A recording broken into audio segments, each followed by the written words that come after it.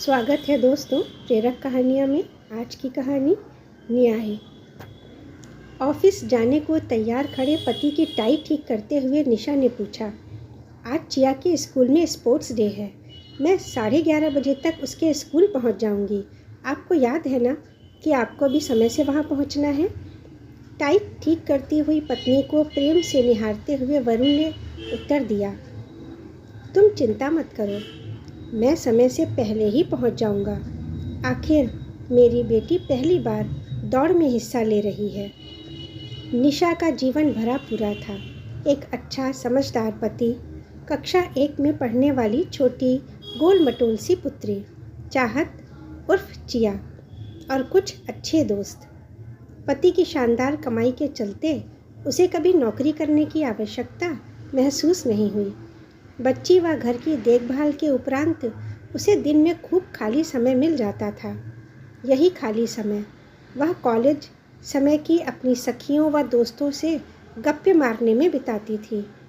महीने में एक आध बार कॉलेज के सभी दोस्त व सखियां घूमने भी चले जाया करते थे। इन्हीं मित्रों में एक अच्छा मित्र प्रवीण भी था। वह अविवाहित था। उसके पास बातें करने के लिए पर्याप्त समय होता था। वह लगभग हर रोज़ निशा को कॉल करके हालचाल पूछ लिया करता था। यूं तो दोनों समझदार थे, अपनी सीमा जानते थे, परंतु फिर भी एक दूसरे के साथ खूब बातें करने के कारण वे घनिष्ठ मित्र बन चुके थे। निशा को विश्वास हो चला था कि उसकी यह दिनचर्या स्थायी है। वह यह नहीं जानती थी कि प्रभु की बनाई इस मायावी दुनिया में स्थायी कुछ भी नहीं। फिर उसकी दिनचर्या स्थायी कैसे हो सकती है। एक दिन घर का काम निपटाकर उसने प्रवीण को कॉल लगाया। देर तक घंटी बजती रही, परंतु प्रवीण ने उसका कॉल नहीं उठाया। 10 मिनट के भीतर भीतर कॉल बैक कर लेने वाले प्रवीण ने आज शाम बीत जाने पर भी उसे कॉल बैक नहीं किया। उसने अगले दिन फिर कॉल लगाया, परंतु फिर वही हुआ। देर तक घंटी बजकर कॉल कट गई। अगले 3 दिन यूं ही बीते। निशा को प्रवीण की चिंता होने लगी। उसने वरुण को इस विषय में बताया। वरुण भी चिंतित हो उठे। वे बोले, कल एक बार और कॉल करके देख लो, अगर कल भी उसका फ़ोन नो रिप्लाई जाता है तो परसों हम उसके घर चले चलेंगे। अगले दिन प्रवीण ने निशा का कॉल उठा लिया। निशा ने चिंतित स्वर में पूछा, प्रवीण तुम ठीक हो ना? पिछले 5 दिन में मैंने जाने कितनी बार तुमको कॉल लगाया, लेकिन तुमने पिक नहीं किया। प्रवीण बोला, मैं एक बहुत ज़रूरी काम के कारण व्यस्त हो गया था, इसलिए तुम्हारा कॉल नहीं उठा पाया। वह हैरान होते हुए बोली, ऐसा भी क्या ज़रूरी काम था जो तुम पिछले 5 दिन में मुझे एक बार भी कॉल बैक नहीं कर पाए? जानते हो मैं कितनी चिंतित हो रही थी? वह निशा की बात को अनसुना करके बोला, अभी थोड़ा व्यस्त हूँ, फ़ोन रखता हूँ, फिर कभी बात करेंगे। निशा ने महसूस किया कि कुछ गड़बड़ है। अगले कुछ दिनों तक प्रवीण निशा की कॉल्स को टालता रहा। निशा को महसूस होने लगा कि उसका वह दोस्त अब उससे दूर होता जा रहा है। उसने कई बार कारण जानने का प्रयास किया, लेकिन प्रवीण हर बार टाल जाता। वैसे भी दोस्त पर उसका हक ही क्या था जो वह उससे ज़बरदस्ती सच्चाई उगलवा पाती। ना उसने सच्चाई उगली और ना उसके साथ दोस्ती ही रखी। पहले तो उसने निशा को कॉल करना कम किया और फिर धीरे धीरे उसके कॉल भी उठाना बंद कर दिया। कहाँ तो वह सोचकर बैठी थी कि प्रवीण के विवाह में उसका परिवार वीआईपी गेस्ट होगा।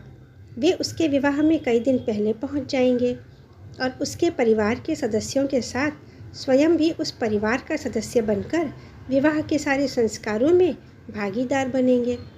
और कहाँ, अब प्रवीण उससे सारे नाते तोड़ कर बैठा था। इसी बीच वह जान गई थी कि प्रवीण की एक नई दोस्त बन गई है और उन दोनों के बीच घनिष्ठता बढ़ गई है। यह जानकर एक बारगी उसका मन मानने को तैयार नहीं हुआ। मन मान इसलिए नहीं रहा था क्योंकि उसकी वह नई मित्र भी ब्याहता ही थी और उस स्त्री को भी वह अच्छे से जानती थी। उसे पता था कि वह महिला बहुत मैनिपुलेटिव है। उसे दुखियारी बनकर अपना काम निकलवाना आता है। वह किसी की भी सच्ची दोस्त हो ही नहीं सकती। फिर भला प्रवीण ने अपनी नई दोस्त के कारण उससे दोस्ती तोड़ दी। भला ऐसा क्यों किया? उसने प्रवीण को समझाना भी चाहा, पर असफल रही। निशा जितना भी इस विषय में सोचती, उसका दुख बढ़ता जाता। उसे लगता कि गनीमत है कि वह केवल दोस्त थी। कहीं तो निश्चित ही दुख की पराकाष्ठा में डूबकर उसने आत्महत्या करने तक की सोच ली होती। अच्छा है, वरुण और चिया के होते हुए उसे दुख में खुद को संभालने का अवसर मिल गया। भावनाएं कभी स्थायी नहीं होती। समय के साथ वे धुंधली पड़ती जाती हैं। जब निशा कई वर्ष तक प्रवीण से नहीं मिल पाई तो वह उसे भूलने लगी। धीरे धीरे वह अपने घर व चिया में व्यस्त होती चली गई। परंतु कभी कभार दोस्तों के बीच प्रवीण की चर्चा से उसका मन एक टीस से भर जाता था। यूं ही एक लंबा अरसा बीत गया। कुछ वर्ष बाद एक दिन अचानक प्रवीण उसे सदर बाजार में मिल गया। निशा उसे अनदेखा कर निकल जाना चाहती थी, लेकिन प्रवीण ने उसे रोककर साथ एक कप चाय पीने को कहा तो निशा मना नहीं कर पाई, क्योंकि उसका मन प्रवीण के उस समय के व्यवहार के विषय में जानना चाहता था। दोनों एक रेस्तरां में जा बैठे। प्रवीण ने उससे पूछा, वरुण और चिया कैसे हैं? निशा ने उसे प्रसन्न मन से बताया, वरुण की प्रमोशन हो गई है, वो अब मैनेजर बन गए हैं। चिया इस वर्ष चौथी कक्षा में है। वह पढ़ने में अच्छी है, अपनी अध्यापिकाओं को कभी शिकायत का मौका नहीं देती। फिर निशा ने भी उसके विषय में जानना चाहा। वह बोली, तुम बताओ, तुम्हारे क्या हाल है? अब तक ब्याह हुआ या नहीं? प्रवीण ने उसके प्रश्न के उत्तर में बताया कि उसका विवाह हुआ था, लेकिन साल भर में ही तलाक हो गया। फिर निशा ने उसकी उस मित्र के विषय में पूछा तो वह बोला, यार, वह मुझसे बहुत अटैच हो गई थी।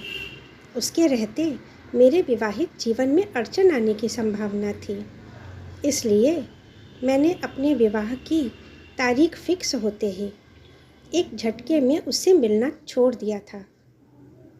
उसकी बात सुनकर निशा हैरान होकर उसका मुंह ताकने लगी। वह आश्चर्यचकित थी कि प्रवीण कितना चालाक इंसान है, जिसने स्वार्थवश दोस्ती की हुई थी। कितनी आसानी से इसने उस स्त्री की दोस्ती का अपनी आवश्यकता के अनुसार फ़ायदा उठाया और फिर छोड़ दिया।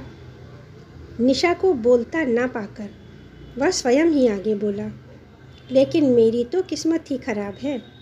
जिससे मेरा विवाह हुआ उसके कई अच्छे सारे मित्र थे जो हम दोनों से मिलने घर भी आते थे, परंतु मैं उसके दोस्तों के कारण उस पर शक करने लगा था।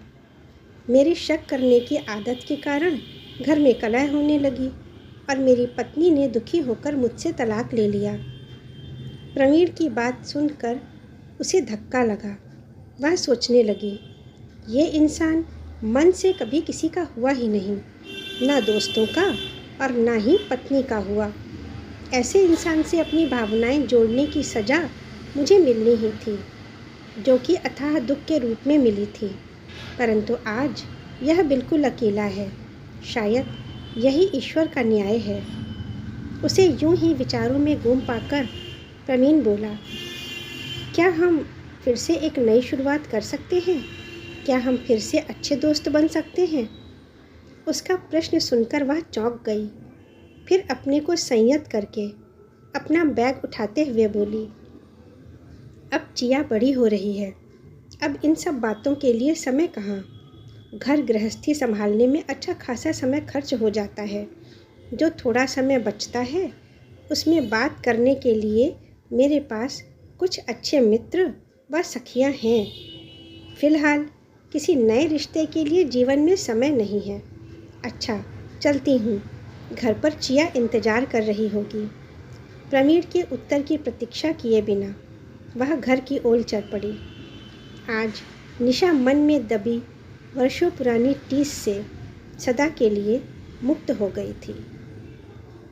दोस्तों, बहुत बार ऐसा होता है कि कोई स्वार्थवश अपने रिश्तों को पूरी तरह से नहीं निभाता, उन्हें बहुत हल्के से लेता है। ऐसे में सावधानी रखना हर किसी के लिए ज़रूरी है। तो अगर आपको कहानी पसंद आई हो, शिक्षाप्रद लगी हो, तो उसे लाइक करें, शेयर करें और अगर चैनल पर पहली बार आए हैं तो चैनल को सब्सक्राइब भी करें। धन्यवाद।